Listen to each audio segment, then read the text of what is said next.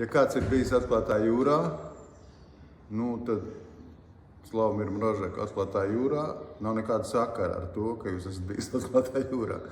Bet šis priekšnesums ir tik ļoti jau kļuvis, varētu teikt, klasisks. Igmārs Čaklais ir izveidojis, savu ikonu pēdējo gadu laikā.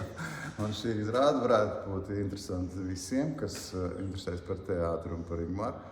Un arī par diasporas latviešu teātriem, kas grib interesējās. Atklātā jūrā ir izrāde, kurā visi elementi, visas lietas, kas tur notiek, jūs noved kaut kā nemanāmi pie vienas ļoti skaidras un saprotamas domas.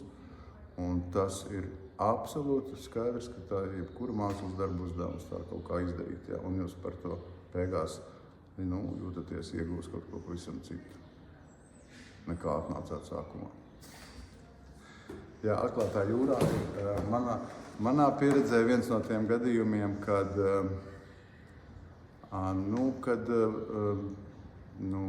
teātra priekšnesums saskarās ar režisoru, kuram ir kaut kā varbūt mazliet vairāk ko teikt nekā tajā lugā rakstīts.